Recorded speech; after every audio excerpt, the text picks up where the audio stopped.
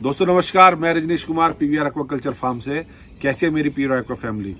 दोस्तों ये हमारी 12वीं वीडियो है जिसमें हम बात करेंगे ईस्ट को लेके, और ये सारी मेडिसिन हमारे fishdawai.com पोर्टल पे अवेलेबल है, जो कि उसका iOS और एंड्रॉयड ऐप भी अवेलेबल है दोनों गूगल प्ले स्टोर पे। आप वहां से भी डाउनलोड कर सकते हैं, और आप अदरवाइज आप कनेक्ट कर सकते हैं मुदित सक्सेना से। उसका नंबर आपको मिल जाएगा। Is a masters in fishery, जो कि आपको प्रोडक्ट्स के अलावा भी एक्चुअल एक्वाकल्चर में हम क्या क्या नया वैल्यू ऐड कर सकते हैं उस पर भी आप उससे डिस्कस कर सकते हैं।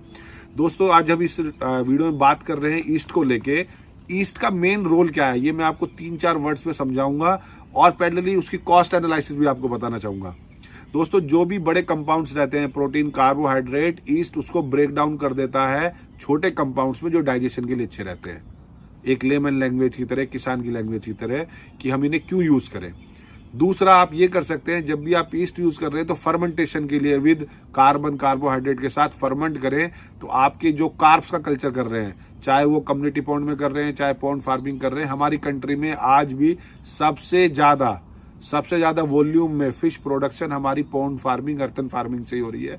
उसमें आप रेगुलर फर्मेंटेशन करते हैं जिससे कि नेचुरल फूड डेवलप हो, फाइटोजूप्लांक्टन, उसमें ईस्ट मेजर रोल प्ले करता है। ईस्ट हमारा कभी कभी फिश आपका फीड इनटेक नहीं करती, तो फिर ये हमारा एक कहेंगे फीड अट्रैक्टेंट की तरह भी काम करता है। आप उसको मिक्स करके खिलाइए किसी भी बाइंडर से कनेक्ट करके। वो बाइंडर कोई भी हो सकता है, चाहे वो हिमालय का हो, चाहे कोई टाटा का हो, चाहे वो मोलेसिस हो, चाहे जैगरी हो, तो भी ये बहुत अच्छा काम करता है। पैरेलली ये डाइजेशन अच्छा करता है, ग्रोथ इंप्रूव करता है आपका। तो ये सारे इसके बेनिफिट्स हैं। लेकिन मैं आपको इस वीडियो में ये स्पेसिफिक बताना चाहूंगा, आप कोई भी प्रोडक्ट यूज करें, आप उसकी कॉस्ट को एकदम छोटे लेवल पे ले आइए उस प्रोडक्ट की इंपोर्टेंस समझने के लिए। ये हमने उसके अच्छी बातें करी। अब एवरेज अगर आपका 500 रुपए पर केजी ईस्ट आ रहा है, और एक मछली तकरीबन 1.5 किलो या 1.6 का FCR दे रही है, जो 1600 ग्राम दाना खा रही है, तो अगर हमने इसी डोज है ज्यादा से ज्यादा 5 ग्राम पर केजी फीड, तो 5 ग्राम आपको खिलाना है 1 किलो वेट के अकॉर्डिंग, और आपको 1.5 किलो दाना खिलाना है, तो हार्डली आपकी 37-38 पैसे कॉस्टिंग आ रही है दोस्तों। तो हर प्रोडक्ट की, चाहे वो सैनिटाइजर हो, डिसइंफेक्टेंट हो, प्रोबायोटिक हो, मिनरल मिक्सचर हो, ईस्ट, कोई भी प्रोडक्ट हो, आप उसकी कॉस्ट को डाउन करते चले जाइए। वो डाउन करने का सिंपल फॉर्मूला है, और इसको जब आप अप करेंगे तो उससे आपको ये पता चलेगा कि आपको कितना खरीदना है।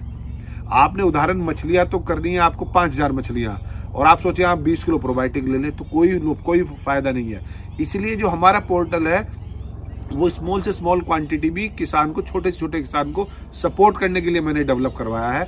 उसका सिंपल पर्पज ही ये है कि वो जो भी बड़ा किसान है वो तो कहीं से भी प्रोडक्ट ले सकता है, लेकिन छोटे किसान को एक प्लेटफॉर्म चाहिए, एक एग्रीगेटर चाहिए।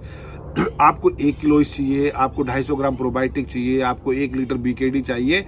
आप अपनी कैलकुलेशन अपने फार्म साइज के हिसाब से, अपने टैंक के हिसाब से, अपने RS के वाटर वॉल्यूम के हिसाब से, अपने IPRS के हिसाब से, अपने केज के हिसाब से, जिस पद्धति में आप मछली पाल रहे हैं, कितनी मछलियां पाल रहे हैं, कितने प्रोडक्ट की आपको रिक्वायरमेंट है, परचेज हमेशा अपनी मछली के अकॉर्डिंग कीजिए, और उसकी क्वांटिटी कितनी लेनी है वो कॉस्ट एनालिसिस कीजिए कि उसे देने से मेरी मछली को क्या बेनिफिट हो रहा है और मेरे कितने पैसे इन्वॉल्व हैं। मात्र आप ये देखिए कि हम पूरे कल्चर में अगर हम 100 रुपए का 1 केजी वजन रेडी कर रहे हैं, बायोमास रेडी कर रहे हैं, और हार्डली 4 से 5 रुपए हम पूरे एंटायर कल्चर में, दिमाग हमारा सुकून, कूल, कोई भला हमें स्ट्रेस में नहीं है। अगर हम स्ट्रेस में आते हैं तो मछली भी स्ट्रेस में आ जाती है, और हम स्ट्रेस में नहीं, और हार्डली हम 4 से 5 रुपए खर्च कर रहे हैं, और हम सारी चीजों को मेंटेन कर रहे हैं। तो बहुत ही सस्ता सौदा है दोस्तों एक्वाकल्चर।